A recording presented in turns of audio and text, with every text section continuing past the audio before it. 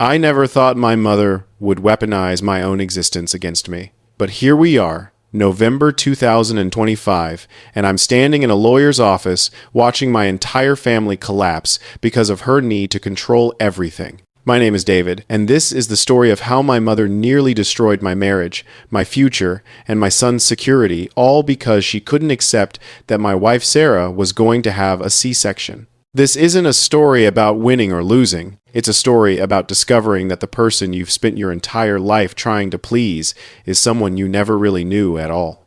It started at Sarah's baby shower 3 weeks ago. Mom arrived in her usual fashion, dressed impeccably, her hair perfectly coiffed in that signature bob she'd maintained for the last 20 years, that tight smile plastered across her face that meant she was already angry about something. She didn't even wait for the party to get going before she cornered Sarah in the kitchen. I could hear the conversation escalating from where I stood in the living room with my cousins, and when I walked in, my mother was mid-lecture, her voice sharp as a knife, her manicured fingers pointing accusingly at my pregnant wife. "You don't deserve any of these gifts," she was saying, gesturing at the wrapped boxes stacked on the counter with their ribbons and bows. "You're not even going to give birth like a real woman." Sarah stood there, 7 months pregnant, her hands trembling slightly as she gripped the edge of the kitchen counter. "What are you talking about, Patricia?" The doctor recommended. "Admit it." Mom cut her off, her voice loud enough that the other guests could hear every word from the living room. "Admit it to my face and to all these people. You have no respect for the birth of your child. You're squeezing it into your schedule like it's a dental appointment. Like, it doesn't matter. Like, the most important moment of your child's life is just another task on your to-do list." I rushed over, putting my arm around Sarah's waist, feeling her lean into me for support. "Mom, that's enough." But she wasn't done. She never is. That's the thing about my mother. Once she gets going, there's no stopping her. "It's unnatural what you're doing. Cutting my grandson out of your stomach for your own convenience, cheating him out of a normal birth. You are no mother. A real mother would endure the pain. A real mother would do whatever it takes for her child, not prioritize her own comfort." The room went silent. Everyone stared at my mother like she'd lost her mind, and honestly, in that moment, I think she had Sarah's eyes filled with tears, and I felt something snap inside me. The years of biting my tongue, of accepting her criticisms, of managing her moods, suddenly felt like they were about to explode out of me. But before I could respond, Mom continued her tirade, her voice getting louder and more theatrical, like she was performing for an audience instead of just talking to her daughter-in-law. "I will speak up for my grandson since he can't speak up for himself. He can't say anything about his own mother scheduling his birth because she's too busy to wait for when he's ready to come out naturally. No. It's not that, oh, then I didn't see giving birth penciled on your kitchen calendar between your work presentation and your mortgage payment." Sarah shook her head, her voice quiet but steady despite the tears running down her cheeks. "The birth of my baby is scheduled, but it's at the recommendation of my doctor. He said that given my condition, this is the safest option for me and the baby. I have a medical condition that makes natural birth risky." Mom waved her hand dismissively, like Sarah was a child making excuses. "Boo-hoo! And whose fault is that? Focusing so much on your career, putting off having a family for so long? Now you're reaping what you sowed, and you can't even tough out the consequences from your own choices. You made your bed. Now lie in it. Or I guess you'll be lying on an operating table instead." I stepped between them, my jaw clenched so tight I thought my teeth might crack. "Mom, we can discuss this later." "You bet we're going to discuss this," she snapped, her eyes flashing with anger. "This isn't over. Not if I have anything to say about it." And I do. I always do. When we got home that night, Sarah locked herself in the bedroom. I found her sitting on the edge of the bed, still in her shower dress, crying silently. The hurt in her eyes wasn't just from the words, it was from the fact that my mother, the woman I should have protected her from, had just humiliated her in front of 24 people. I sat beside her, pulling her close, but I knew words weren't enough. My mother had crossed a line, and we both knew there would be consequences. 2 days later, my mother called me. Her voice was different, quieter, more controlled, which somehow made it worse. "Your wife is resting, I assume," she said. not bothering with pleasantries. Yes, Mom. She had a big day yesterday, and you didn't make it any easier. It's not my job to make her life any easier, she replied coldly. It's my job to look after you, and now your son. I know you care about your son, but that doesn't mean you get a say in his medical procedures. You don't think that I deserve a say? I took a breath, trying to stay calm. No. Sarah and I made the decision to have a C-section based on the advice from our doctor. Our voices are the only ones that matter here. So suddenly, I don't matter, she said, her voice taking on that wounded tone she perfected years ago. I think you're forgetting who you're talking to and all the things I've done for you. Mom, I know how much you've done. No, I don't think you do. But I can remind you, I'm making an appointment with my lawyer to amend your father's will. The line went quiet. Wait, what? If she doesn't have that baby the right way, I am going to cut you out of your inheritance, and I'm going to cut your son out too. I couldn't breathe. No, you can't do that. Your father gave me the power to amend his will as needed before he died, she said, her voice suddenly cold and final. He did that so that I could include any future grandchildren in their inheritance, not cut them out. But your father trusted my judgment, and it's my decision. The call ended with her hanging up on me. I stood in the kitchen, the phone still pressed to my ear, trying to process what had just happened. My mother had just threatened to strip me and my unborn son of an inheritance that my father, God rest him, had specifically set aside for us, all because Sarah was choosing a safer medical procedure. I called my lawyer the next morning. His name was Lucas Brooks, and he'd handled my father's estate 5 years ago. His response was measured but grim. Your father did leave provisions that allow your mother to add amendments that she sees fit, he confirmed. Unless you could get her declared legally incompetent, there's really nothing I can do. What if I just convince her to change her mind? I asked, knowing the answer before he spoke.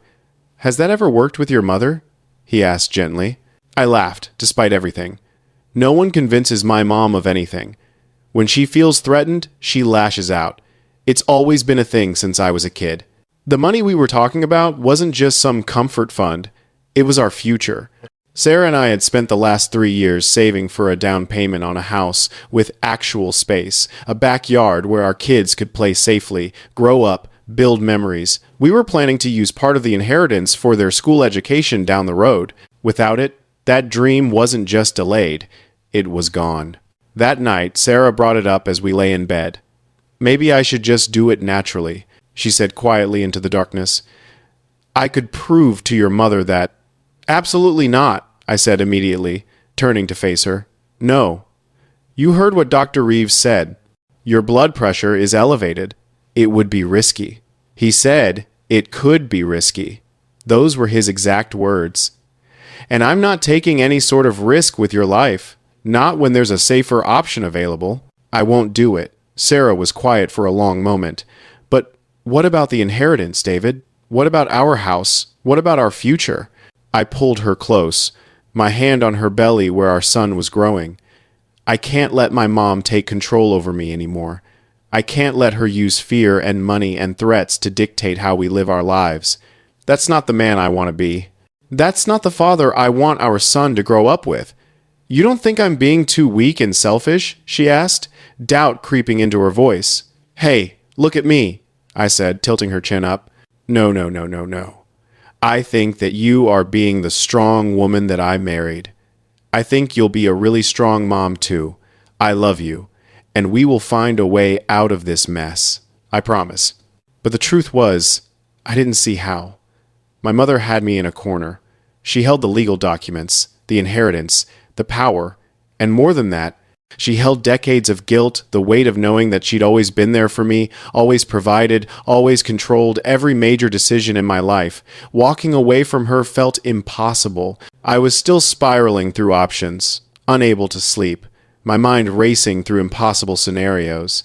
When my Aunt Carol showed up at our door on a Tuesday afternoon, the kind of Tuesday that felt like a Wednesday, with gray skies and the weight of autumn pressing down. Carol was my mother's younger sister, only 3 years apart. and she never just dropped by unannounced. In fact, I couldn't remember the last time she'd visited without calling first. When I opened the door, I could see the tension in her face immediately. Her jaw was tight, her eyes red-rimmed like she'd been crying, and she was clutching her purse so hard her knuckles had turned white. "Hi, David," she said, her voice tight and strained. "Is Sarah home? Is everything okay?" I stepped aside, confused. "She's resting. Why? What's going on?" "Not really," Carol said, stepping inside and closing the door behind her with more force than necessary. "It's about your mother. I've debated my whole life whether to share this information with you. I've rehearsed it 1,000 times in my head, tried to figure out the right words, the right moment. It will come as quite a shock. But after what your mother said to Sarah at the shower, and knowing what she's doing with your father's will, I have to do something. I can't live with myself anymore if I don't."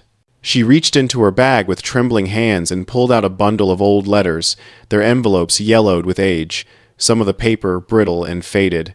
The handwriting on the outside was unmistakably my mother's, that precise, elegant cursive she'd perfected over decades. But these weren't addressed to my father. They were addressed to someone else entirely. Someone named Thomas. "These letters belong to your mother," Carol said, her hand shaking so badly I was afraid she might drop them. "I found them in her room years ago when I was visiting to help her organize some things. I stumbled across them by accident in the bottom of a drawer under some winter scarves. And I've never told anyone about them in all these years. I just couldn't. I wasn't ready, and I didn't know if it was my place. But these, David, these are love letters from your mother to another man. Not your father." I stared at the letters without taking them, unable to move. My hands felt heavy at my sides, like they belonged to someone else's body. "What are you talking about?" "Your mother had an affair," Carol said simply, and the words hung in the air between us like a physical object. "A serious one. It wasn't casual or brief. It went on for years. And there's more. She's writing to this man about their baby, his son. Their son, David. I'm so sorry. But you need to read these. You need to understand what I'm telling you." I reached out slowly and took the letters with hands that felt numb, disconnected from my body. My fingers barely had any sensation, like they were made of wax. As I read through them, the words blurred together, declarations of love so passionate they made my stomach turn, mentions of a child they were planning for, plans to leave my father someday, references to my father discovering a indiscretion and her having to deny everything, threats from my father about taking custody if he found out the full extent of her betrayal.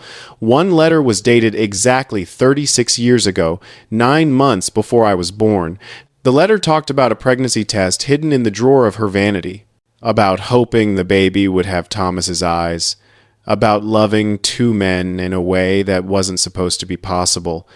"I'm not my father's biological son," I heard myself ask, from very far away, from some distant place where sound didn't quite reach properly. My voice sounded like it was coming from underwater. Carol shook her head slowly.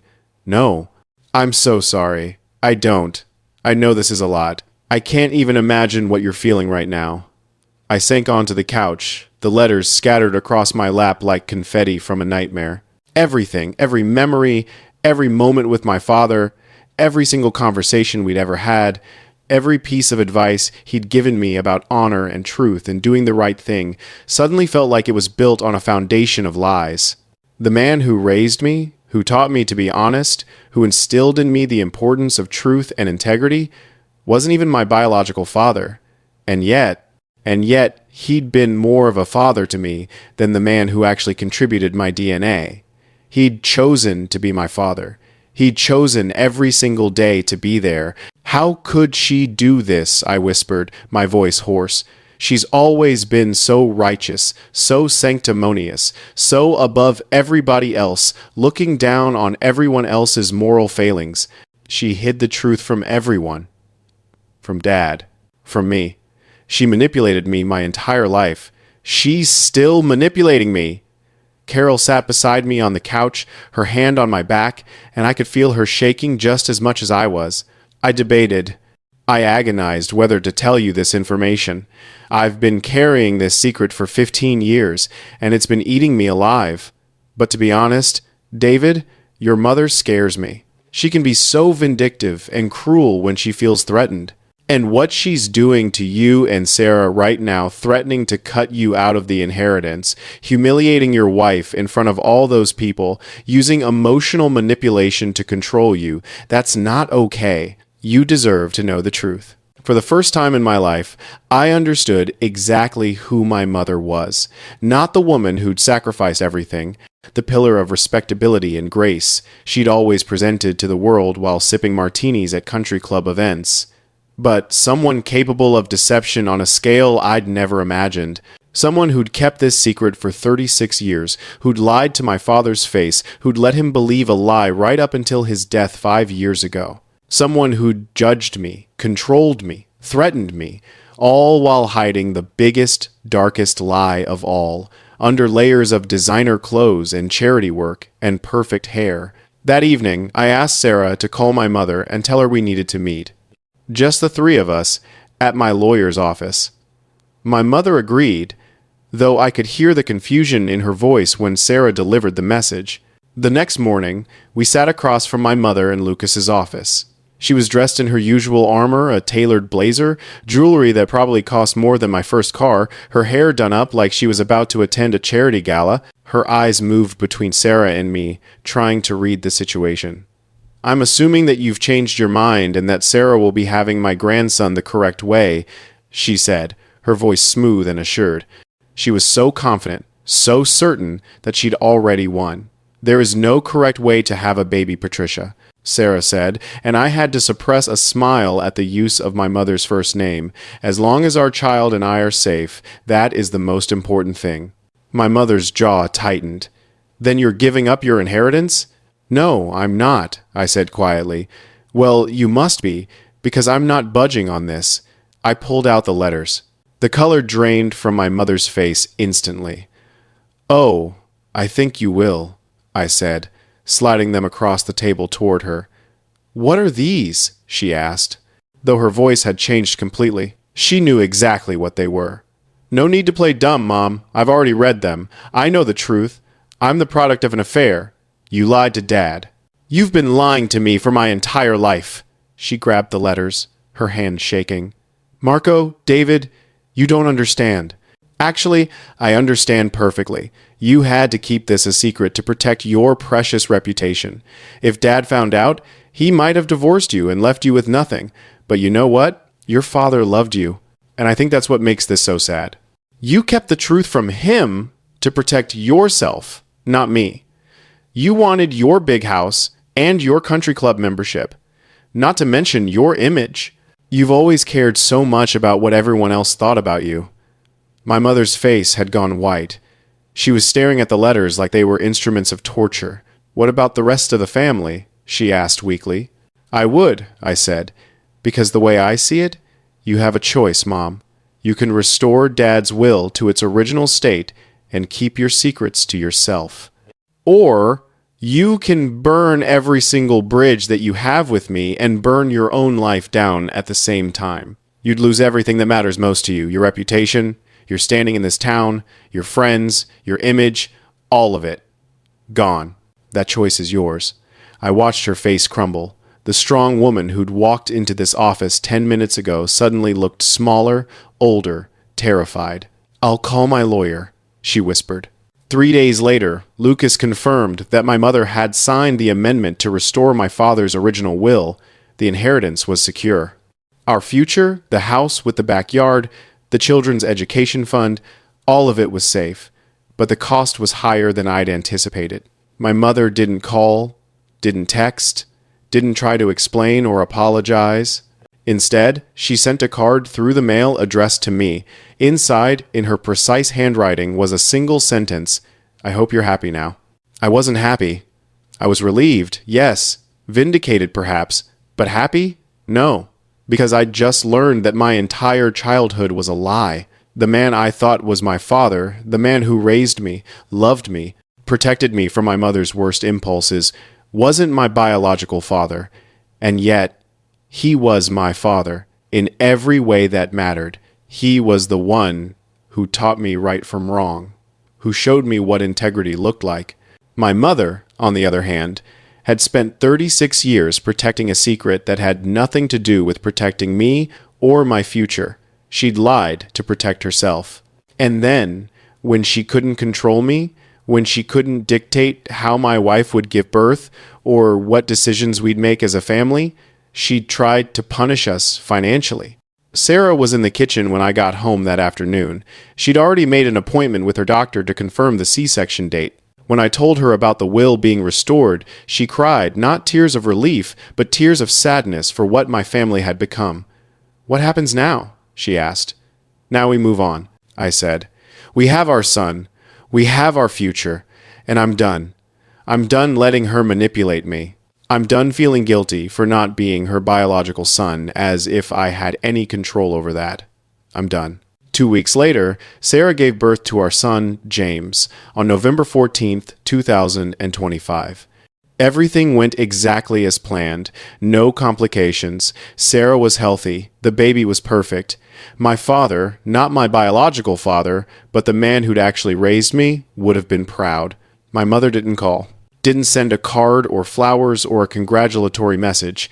I hadn't expected her to, but it still hurt in a way I hadn't anticipated. On James's first day home, I made a decision. I called my mother and asked her to come over. She arrived within the hour, and I could see the hope in her eyes, hope that maybe this could be fixed, that maybe I'd forgive her and we could move on. "I got your call," she said cautiously. "You both had something you wanted to tell me?"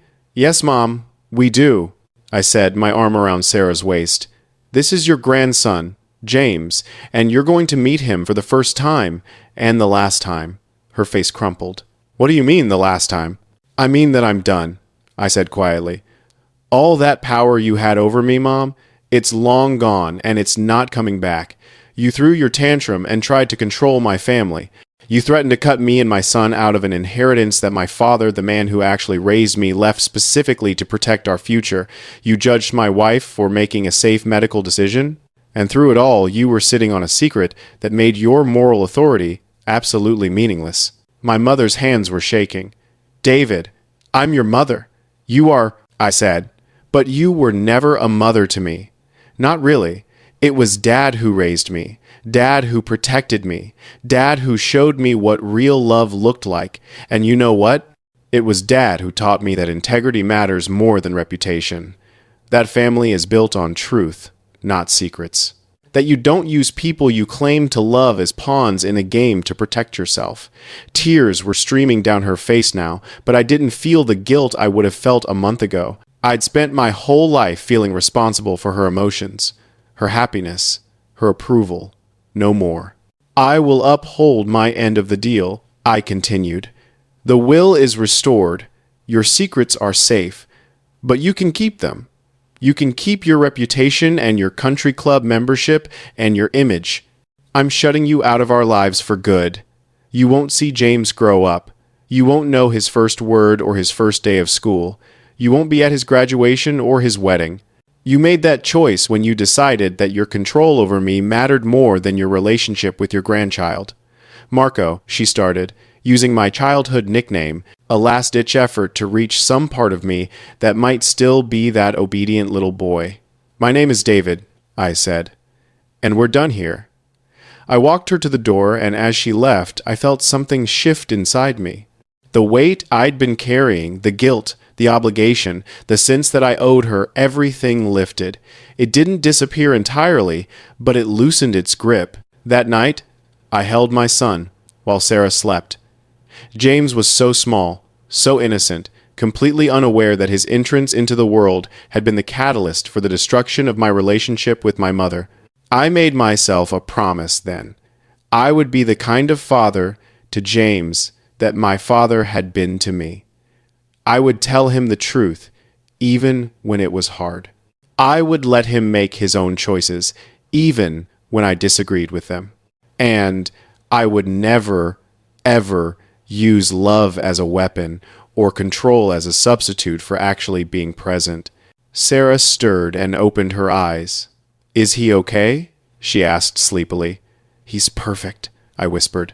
"We're all perfect, just the three of us." She smiled and reached over to take his tiny hand. In that moment, I knew that whatever I'd lost, the inheritance had eventually come through, but it was never about the money. I'd gained something far more valuable: freedom, truth, the ability to build a family based on love instead of secrets. My mother lost everything she'd tried so hard to protect. Her reputation in our family, her access to her grandson, her relationship with the one person who might have forgiven her if she'd ever truly tried to change. And it had all been self-inflicted. She'd made the choices that led to this moment. She'd chosen control over love. She'd chosen secrecy over honesty. She'd chosen to threaten her son instead of supporting her daughter-in-law. In the end, I realized that my mother wasn't the victim in her own story. She was the villain. And finally, after 36 years, I was free from her narrative. This is my story, and it's mine alone now.